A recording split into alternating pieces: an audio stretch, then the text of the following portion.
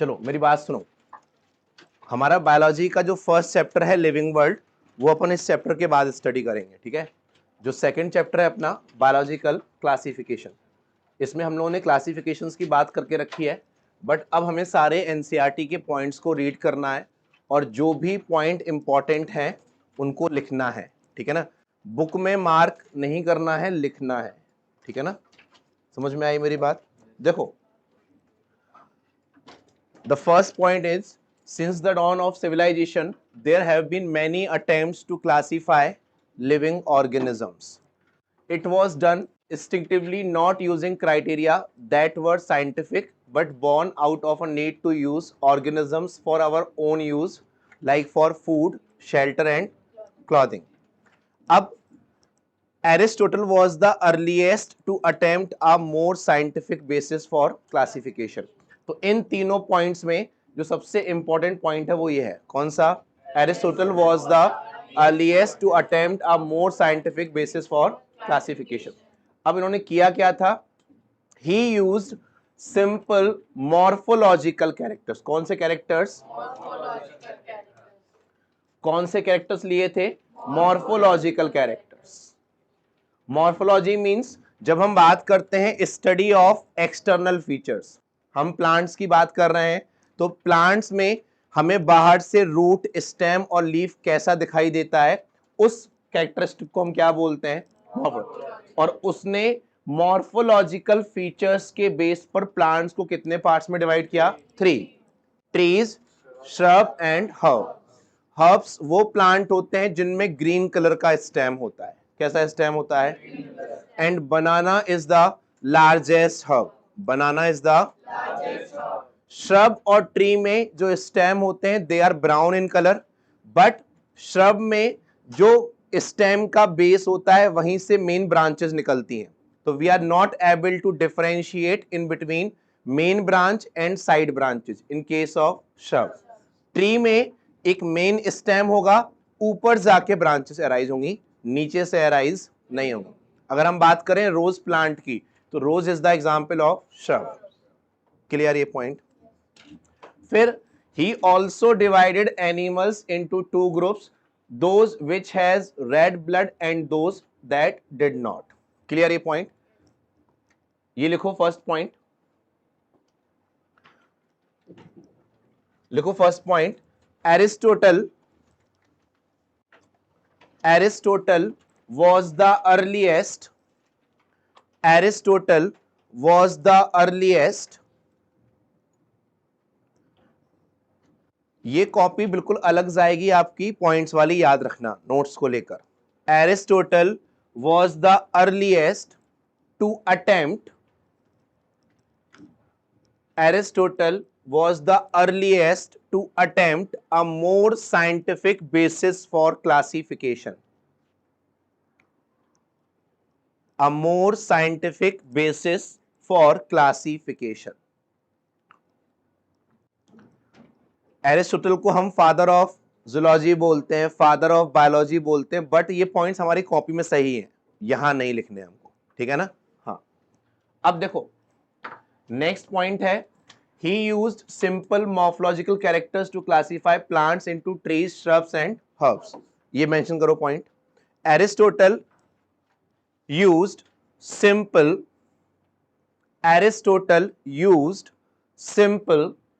morphological characters. Aristotle used simple morphological characters to classify plants into trees, shrubs and herbs. Trees, shrubs and herbs.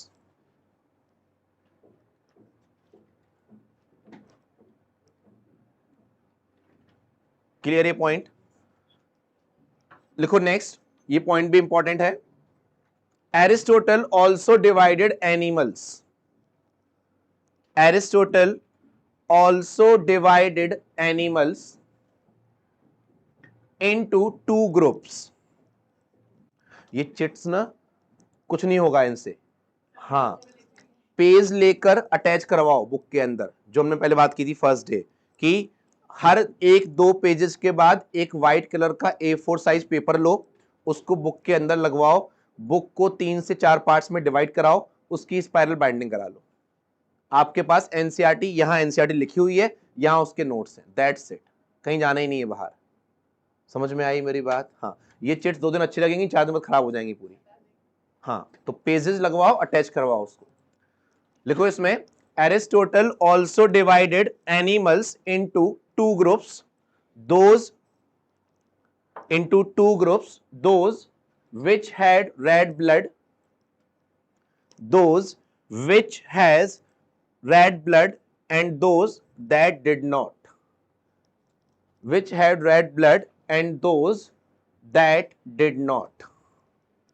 ये starting का chapter है, तो आपको लग रहा है कि ये चीजें यार हमें आती हैं, हम दोबारा क्यों लिख रहे हैं, बट जब आने वाले चैप्टर्स होंगे ना, वहां पर एनसीईआरटी की लाइन आपको एज सच नहीं लिखवा जा सकती, तो वो हमें पॉइंट्स ही काम आएंगे वहां पर। ठीक है, अब देखो एरिस्टोटल के बाद जो नेक्स्ट पॉइंट है क्या, लीनियस। अगर हम बात करें लीनियस के टाइम की, तो कौन सा क्लासिफिकेशन दिया था लीनियस ने? 2 किंगडम सिस्टम ऑफ क्लासिफिकेशन। उसमें कौन कौन से 2 किंगडम थे? Plantae and animalia was developed that included all the plants and animals। मतलब लीनियस के टाइम पर जितने भी ऑर्गेनिजम्स थे, उसने उनको 2 किंगडम्स में रखा, one was kingdom Plantae, second one was kingdom animalia. Clear ये पॉइंट? अब देखो इस पॉइंट में, ये पॉइंट अगर हम सिंपली भी याद रखेंगे तो हमें याद रहेगा, तो इसको हमें मेंशन नहीं करना है। ठीक है ना, हमें वो टफ लैंग्वेज यूज करनी है अपने पॉइंट्स में जो हमें इंपॉर्टेंट है। ये हमारी कॉपी में अच्छे से लिखा हुआ है, हमें नहीं लिखना उसको। ठीक है ना, अब देखो आगे हमने बात की थी कि 2 किंगडम क्लासिफिकेशन के क्या क्या ड्रॉबैक्स थे। तो Linnaeus was not able to distinguish between prokaryotes and eukaryotes, ये लिखा हुआ है हमने। यूनिसेलुलर एंड, ये भी लिखा हुआ है, एंड फोटोसिंथेटिक एंड, क्लियर ये पॉइंट? अब देखो जैसे हम बात करें कि लीनियस के 2 किंगडम क्लासिफिकेशन में नॉन फोटोसिंथेटिक ऑर्गेनिज्म क्या था, तो वहां 2 थे, बैक्टीरिया एंड फंजाई, यस और नो। बट उन्होंने सिर्फ क्या मेंशन किया है, तो यहां पर वो कंफ्यूज कर सकते हैं आपको। समझ में आ रही है मेरी बात? तो अकॉर्डिंग टू लीनियस जो नॉन फोटोसिंथेटिक था वो सिर्फ कौन था? फंजाई। और जो फोटोसिंथेटिक था वो क्या थे? क्लियर ये पॉइंट? अब देखो classification of organism into plants and animals was easily done and was easy to understand, okay, but a large number of organisms did not fall into either category। यहां पर आपका assertion रीजन बनता है, क्या बनता है कि लीनियस ने 2 किंगडम क्लासिफिकेशन दिया, उसमें उसने प्लांट्स और एनिमल्स को रखा, पहला assertion हो गया ये। अब रीजन क्या हो गया कि जो क्लासिफिकेशन था ऑर्गेनिजम्स का इनटू प्लांट्स एनिमल्स, वो बिल्कुल कैसा था? इजी था, और वो इजीली हमें क्या आ रहा था? समझ आ रहा था, यस और नो। क्लियर ये पॉइंट? तो एसर्शन भी करेक्ट होगा और रीजन भी करेक्ट है, और रीजन एक्सप्लेनेशन है उसका एसर्शन का। देखो समझो, जो एसर्शन रीजन बेस्ड क्वेश्चंस आते हैं वो कैसे आते हैं, अभी इनसे पाला नहीं पड़ा आपका। एक स्टेटमेंट आएगा एज अ एसर्शन, ठीक है, एक स्टेटमेंट आएगा एज अ रीजन। क्लियर? कभी भी एसर्शन को अगर हमें रीजन से जोड़ना है तो हम बिकॉज लगाते हैं या वाइल लगाते हैं या इफ लगाते हैं। अगर वो कनेक्ट कर रहा है तो उसका एक्सप्लेनेशन है, नहीं कर रहा है तो एक्सप्लेनेशन नहीं है। अब देखो यहां पर पहला ऑप्शन क्या मिलता है, एसर्शन भी करेक्ट है, रीजन भी करेक्ट है, और रीजन प्रॉपर एक्सप्लेनेशन है एसर्शन का। ठीक है, पहला ऑप्शन मिल गया। दूसरा ऑप्शन क्या मिलता है, एसर्शन करेक्ट है, रीजन करेक्ट है, बट प्रॉपर एक्सप्लेनेशन वो उसका नहीं है। क्लियर ये पॉइंट? थर्ड आता है एसर्शन करेक्ट है, रीजन इनकरेक्ट है। ठीक है, फोर्थ आता है एसर्शन इनकरेक्ट है, रीजन भी इनकरेक्ट है।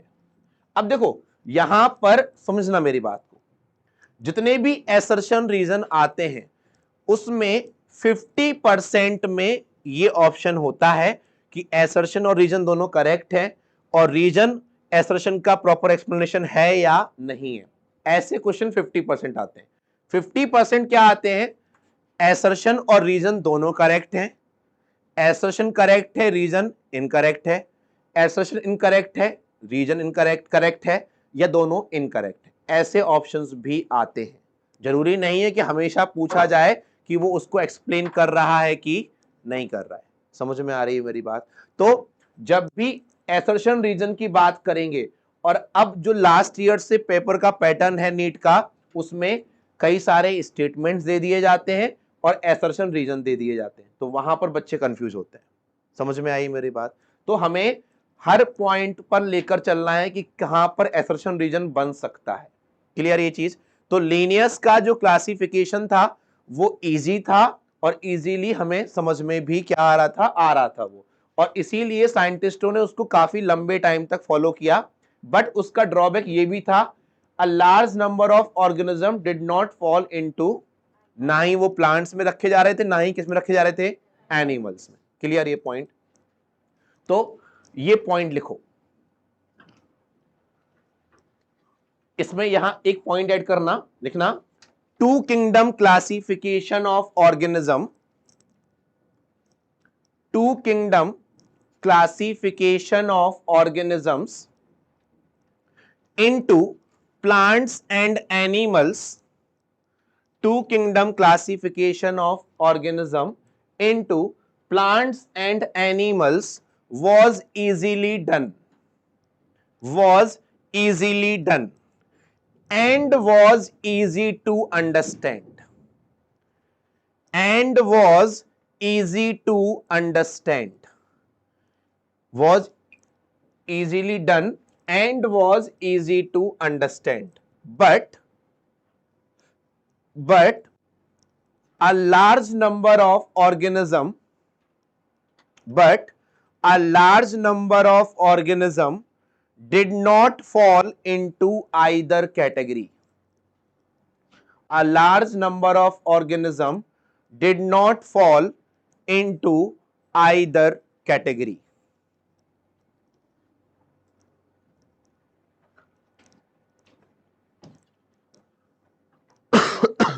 क्लियर ये पॉइंट? चलो आगे बढ़ते हैं। इसी वजह से the two kingdom classification used for a long time was found इनएडिक्वेट। तो हमने बात की थी, हमने पॉइंट भी लिखा है कि टू किंगडम क्लासिफिकेशन बहुत लंबे टाइम तक साइंटिस्टों ने फॉलो किया था, क्योंकि ये किसने दिया था, लीनियस ने, और लीनियस उस टाइम पर बहुत फेमस था। क्लियर? अब देखो, beside gross morphology, a need was also felt for including other characteristics like cell structure, nature of wall, mode of nutrition, habitat, methods of reproduction and evolutionary relationship. इस statement को समझना। देखो ये point क्या लिखा है कि ग्रॉस मॉर्फोलॉजी के अलावा हमें इन और चीजों की भी नीड थी जिसके बेस पर क्लासिफिकेशन होना चाहिए था। मतलब कहने का है कि लीनियस का जो टू किंगडम क्लासिफिकेशन था वो किस पर बेस्ड था? समझ में आई मेरी बात? लिखो ये point, two kingdom classification was based on gross morphology only, two kingdom classification was based on gross morphology only, gross morphology only। और देखो अगर आपको ये चीज याद रखनी है कि ग्रॉस मॉर्फोलॉजी के अलावा और क्या चीजें होनी चाहिए थी, तो आपको याद रखना है फाइव किंगडम क्लासिफिकेशन का बेस। तो वो पांचों पॉइंट्स कवर हो जाएंगे। क्या क्या? Cell structure, thallus organisation, mode of nutrition. Clear ये पॉइंट? तो जो यहां नहीं था वो कहां आया? Five kingdom classification. समझ में आई मेरी बात? चलो आगे देखो, Classification systems for the living organism have hence undergo several changes over the time. 2 kingdom change हुआ, क्या बना था? 3 kingdom. 3 kingdom के बाद बना 4 kingdom, फिर बना 5, फिर बना 6 kingdom. क्लियर ये पॉइंट? तो दैट इज द स्टेटमेंट. अब देखो, दो plant and animal kingdoms have been a constant under all different system. हमने बात की थी 2 किंगडम के बाद जब 3 किंगडम बना तो प्लांट वहां पे भी था, एनिमेलिया भी था. हमने एक नया जोड़ा था किंगडम प्रोटिस्टा, फिर 4th में जोड़ा हमने किंगडम मोनेरा, 5th में जोड़ा kingdom fungi. The understanding of what groups organism be included under these kingdoms have been changing. The number and nature of other kingdoms have also been understood differently by different scientists over the time. जो 3 kingdom था वो किसने दिया था? Ernest Hückel. 4 kingdom किसने दिया था? Copeland. 5 kingdom R H. Whittaker. Clear ये पॉइंट? चलो, जिन बच्चों ने स्टार्टिंग के क्लासिफिकेशन नहीं पढ़ा है परेशान मत हो, वो पढ़ाऊंगा मैं, ठीक है ना. इसके अलावा भी अपन क्लासेस रखेंगे अपनी. अब देखो, जो 5 किंगडम क्लासिफिकेशन था वो दिया था आर.एच. व्हिटेकर ने. ईयर भी हमने लिख रखा है 1969, ठीक है. 5 किंगडम क्लासिफिकेशन, 5 किंगडम थे. Kingdom Monera, protista. इस चैप्टर में जो फर्स्ट ईयर लर्न करना है वो ही करना है, 1969, आर.एच. व्हिटेकर. अब देखो, मेन क्राइटेरिया क्या थे इस क्लासिफिकेशन के? पहला था सेल स्ट्रक्चर. क्या था? दूसरा क्या था? तीसरा, चौथा, पांचवा. ये हम पांचों लिख चुके हैं. और अभी मैं बात कर रहा था पिछले वाले किंगडम की. देखो यहां पर यही था कि ये 5, cell structure, method of reproduction, evolutionary, mode of nutrition, ये सब नहीं था 2 किंगडम में, बट किस में आ गया? 5 किंगडम. क्लियर ये पॉइंट? चलो, अब देखो, ये जो 5 किंगडम क्लासिफिकेशन है इसकी ये जो टेबल बनी है, सुनना. किंगडम मोनेरा में हम स्टडी करते हैं यूनिसेलुलर प्रोकैरियोट्स, प्रोटिस्टा में यूनिसेलुलर, यहां पर यूनिसेलुलर प्रोकैरियोट्स, यहां पर, और इन तीनों में मल्टी सेलुलर यूकैरियोट्स. क्लियर ये पॉइंट? नेक्स्ट देखो, सेल वॉल. क्या एनिमल में सेल वॉल होती है? नहीं होती. प्लांट में सेल वॉल किस चीज की बनी होती है? देखो, हमेशा चीजों को कट करना स्टार्ट करो. जो चीजें हमें आती हैं हमें उनको बार बार नहीं पढ़ना. आप अभी क्या 60 इयर्स के बाद में पूछूंगा कि प्लांट की सेल वॉल किस चीज की बनी, तो हमें याद होगा. समझ में आ रही है मेरी बात? तो हम मतलब कि जिंदा नहीं रहेंगे हम. तुम्हारी बात कर रहा हूं, अपनी नहीं कर रहा मैं. हम तो रहेंगे. फंजाई की सेल वॉल किस चीज की बनी होती है? काइटिन. किसकी बनी होती है? प्रोटिस्टा में सब में सेल वॉल, ठीक है ना. अब देखो क्वेश्चन आया, in kingdom Protista all organism contain cell wall. ये स्टेटमेंट कैसा हो गया? फॉल्स. समझ में आई मेरी बात? ऐसे ही स्टेटमेंट बनते. अब देखो, हमने पूरा किंगडम मोनेरा पढ़ लिया, याद है? हमने सिर्फ पढ़ा था बैक्टीरिया की सेल वॉल बनी होती है पेप्टिडोग्लाइकन, बट हमने आर्की बैक्टीरिया में पढ़ा था उसकी सेल वॉल बनी होती है नॉन सेलुलोजिक पॉलीसैकेराइड. देखो वही टर्म लिखा हुआ है यहां पर, non cellulosic polysaccharide plus amino. तो ये फीचर हमें याद रखना है, ये फीचर हमें याद रखना है, ये फीचर हमें याद रखना है, ये हमें याद रहेगा. समझ में आई मेरी बात? अब देखो, ये ऑर्गेनिज्म कैसे हैं? क्या प्रोकैरियोट्स में न्यूक्लियर मेम्ब्रेन होती है? न्यूक्लियर मेम्ब्रेन इज, बाकी सब यूकैरियोट्स हैं, सब में न्यूक्लियर मेम्ब्रेन. हमें जरूरत नहीं है याद करने की. क्लियर ये पॉइंट? चलो, अब आ जाओ बॉडी ऑर्गेनाइजेशन पे. बॉडी ऑर्गेनाइजेशन का मतलब होता है number of cells. Number of, जब नाम ही है यूनिसेलुलर प्रोकैरियोट तो एक ही सेल होगी। नाम है यूनिसेलुलर यूकैरियोट, तब भी एक ही सेल होगी। यूनिसेलुलर प्रोकैरियोट, तो सेल, क्लियर, बॉडी किसकी बनी है? सेल की। यूनिसेलुलर यूकैरियोट, तब भी बॉडी किसकी बनी है? अब ये कैसे हैं? यस और नो? ये कैसे हैं? ये भी कैसे हैं? तो सेल्स के ग्रुप को हम क्या बोलते हैं? टिश्यू के ग्रुप को क्या बोलते हैं? और ऑर्गन्स मिलकर क्या बनाते हैं? यस और नो?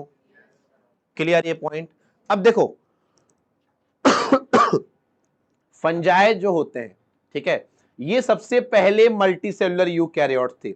यहां पर सेल्स हैं, टिश्यू हैं, बट क्या नहीं है? ऑर्गन। प्लांट्स में ऑर्गन है तो बट क्या नहीं है? Organ system. वो किसमें है? सिर्फ और सिर्फ। तो ये 2 पॉइंट्स याद रखने हैं आपको।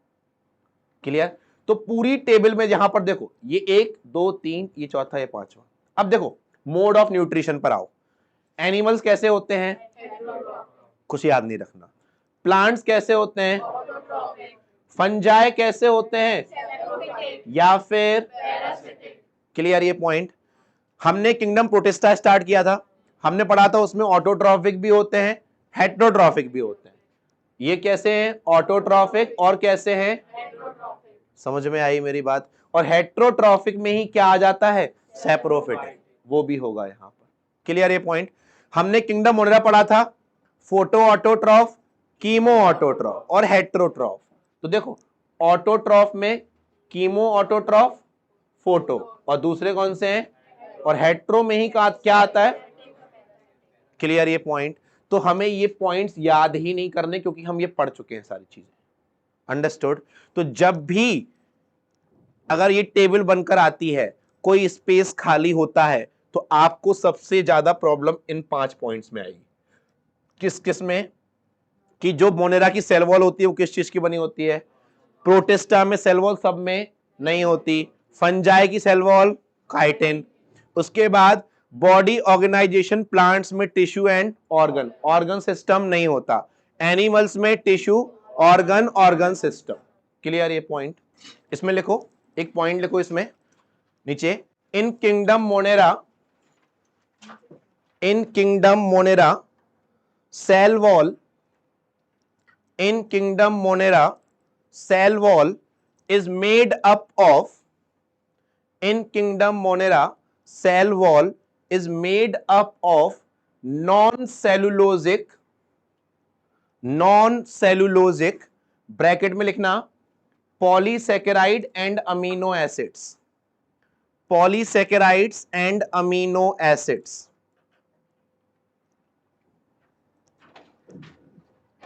फिर लिखो, in Protista, in Protista cell wall is present in some organisms only. और जैसे हम सारे पॉइंट्स अभी तक लर्न करते हुए आए हैं अच्छे बच्चों की तरह, वैसे ये भी करने हैं। In Protista cell wall is present in some organisms only.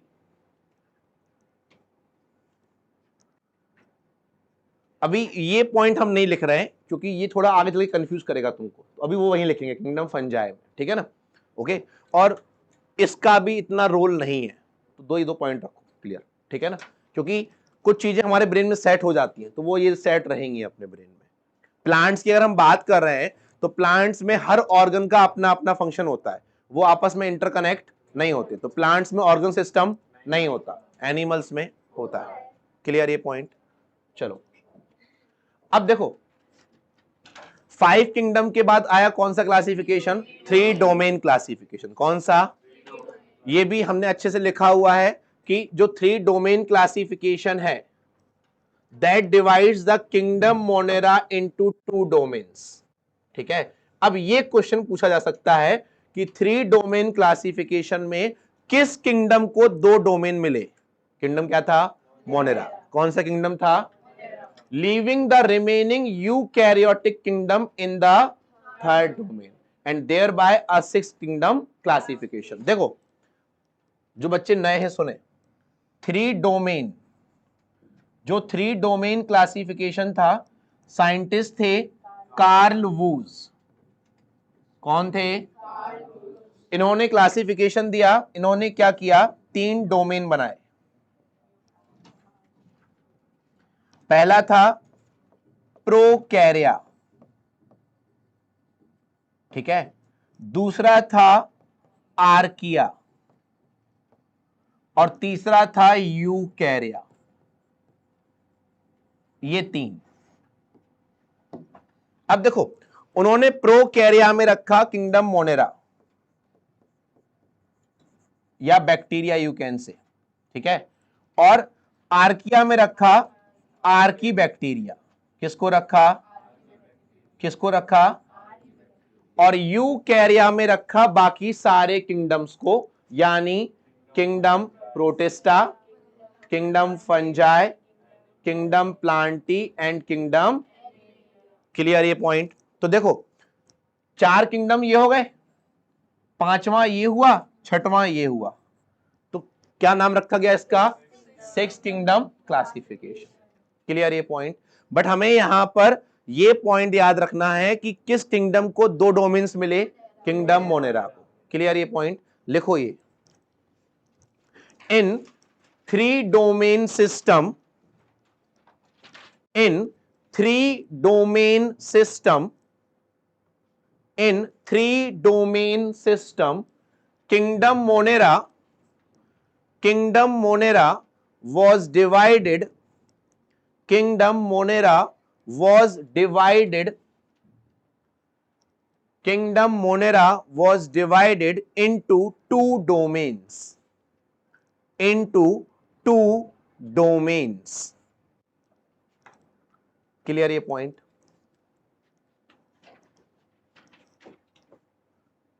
अब देखो हम बात करते हैं 5 किंगडम क्लासिफिकेशन में क्या क्या प्रॉब्लम्स आई। देखो, let us look at this 5 kingdom classification to understand the issues and consideration that influence the classification system. Earlier classification system included bacteria, blue green algae, fungi, mosses, ferns, gymnosperm, angiosperm under the plants. जो 2 kingdom classification था उसमें kingdom Plantae में हमने किसको रखा था, याद है, हमने किसको रखा था, और बाकी सारे क्या थे, एल्गी से लेकर सारे प्लांट्स एंजियोस्पर्म तक। यस और नो? तो ये बात हो रही है 2 किंगडम क्लासिफिकेशन। किसकी बात हो रही है, जिसमें इन सारे ऑर्गेनिजम्स को हमने कहां रख दिया था। अब देखो सुनो, समझना, क्वेश्चन आ सकता है according to earlier classification, according to kingdom plant include following organism except. समझ में आई मेरी बात? अब हमें ब्रेन में रहता है किंगडम प्लांट, हमने पढ़ रखा है फंजाई अलग से, ठीक है, हमने पढ़ रखा है blue green algae kingdom Monera में, तो हम इन सबको हटा देते हैं जबकि ये इंक्लूडेड थे।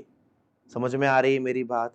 तो अगर क्वेश्चन आता है कि अर्लियर क्लासिफिकेशन में कौन सा ऑर्गेनिज्म प्लांट में नहीं था, तो हमने पढ़ा था यूग्लिना, याद है, हमने पढ़ा था किंगडम फाइलम पॉरीफेरा से लेकर पूरा सब कुछ कॉर्डेटा तक, तो वो इसमें नहीं आते, बाकी सारे आते हैं। क्लियर ये पॉइंट? तो इस पॉइंट को मेंशन करो, लिखो इसमें, अकॉर्डिंग टू अर्लियर क्लासिफिकेशन,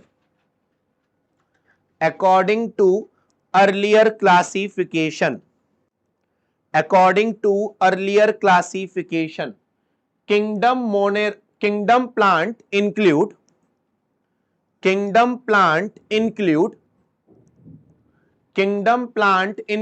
पहला लिखो बैक्टीरिया, पहला लिखो बैक्टीरिया, दूसरा लिखो blue green algae, blue green algae, तीसरा लिखो फंजाई, फंजाई, फिर लिखो मॉसिस, मॉसिस, फिर लिखो फर्न। इनको पढ़ेंगे अपन आगे चलकर। ये नेम हमें इसलिए नहीं पता क्योंकि हमने 9th में डायवर्सिटी चैप्टर स्किप किया था, चीजें इसी वजह से खराब हैं। अरे बोर्ड ने किया था, हमने किया, बात बराबर है। नेक्स्ट लिखो gymnosperm and angiosperm, gymnosperm and angiosperm. कितने ऑर्गेनिज्म हो गए? पहला बैक्टीरिया, दूसरा ब्लू ग्रीन एल्गी, तीसरा fungi, fourth, fifth, sixth, seven.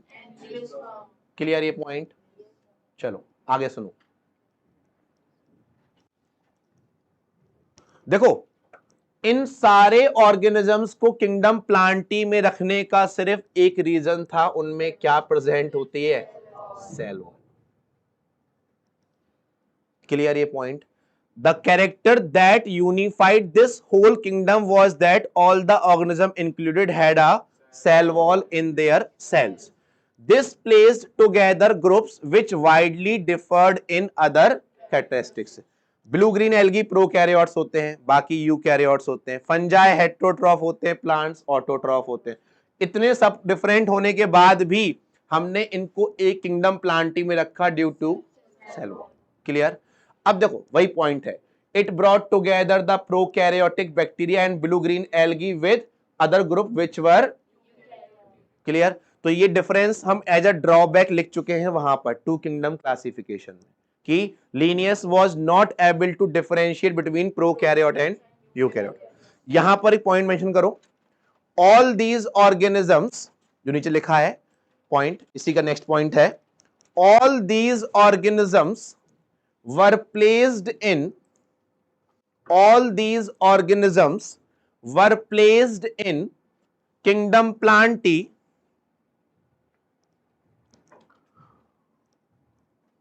on the basis of presence of cell wall, on the basis of presence of cell wall. cell wall word को underline कर लो. देखो it also grouped together the unicellular organism and the multicellular ones, say for example Chlamydomonas and Spirogyra. सुनो पहले, Chlamydomonas भी green algae है, Spirogyra भी green algae है, but Chlamydomonas में सिंगल सेल होती है, यानी ये कैसा है, और Spirogyra कैसा है. क्लियर ये पॉइंट?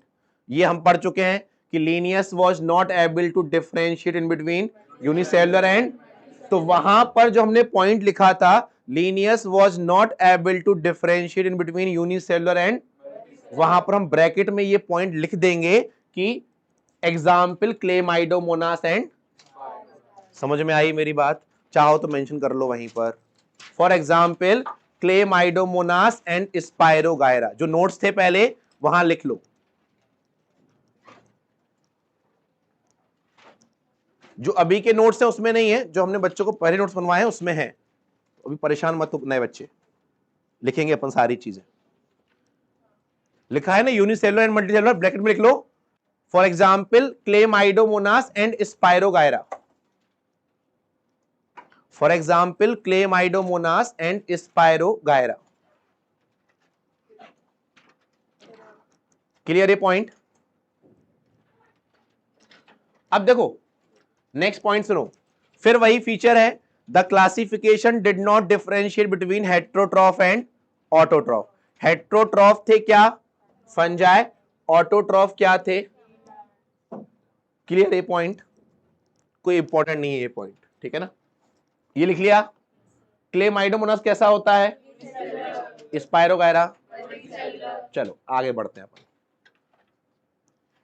ठीक है, ये नया किंगडम बना, किंगडम मोनेरा में रखा प्रोकैरियोट्स को, ये सब हम पढ़ चुके हैं पहले ऑलरेडी, ठीक है ना? कोई पॉइंट ऐसा? पढ़ो एक बार, रीड करो सारे पॉइंट दोनों, ये सिंपल से पॉइंट से पढ़ो.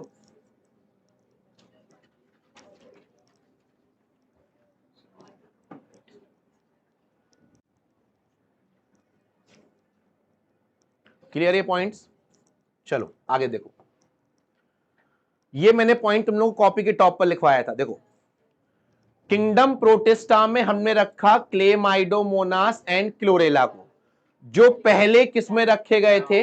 प्लांट्स में. किस में रखे गए थे? सिमिलरली पैरामीशियम और अमीबा इनको भी किंगडम प्रोटिस्टा में रखा, जो पहले कहां रखे गए थे, किंगडम एनिमेलिया। किंगडम, ये पॉइंट मेंशन है हमारी कॉपी में, हमें नहीं लिखना, ठीक है ना। चलो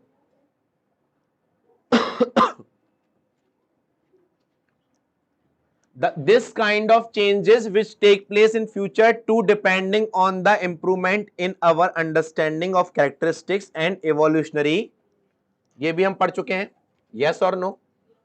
over time an attempt has been made to evolve a classification system which reflect not only the physiological and reproductive, इसके अलावा भी क्या चाहिए हमको, which is the based on evolutionary।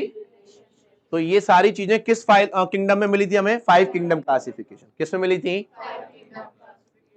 कोई प्रॉब्लम यहां तक, ये आपका क्लासिफिकेशन कंप्लीट हो गया। देखो in this chapter we will study फलाना फलाना जो भी है लिखा हुआ, ठीक है। क्या स्टार्ट होगा, किंगडम मोनेरा। एक बार सारे पॉइंट्स रीड करो।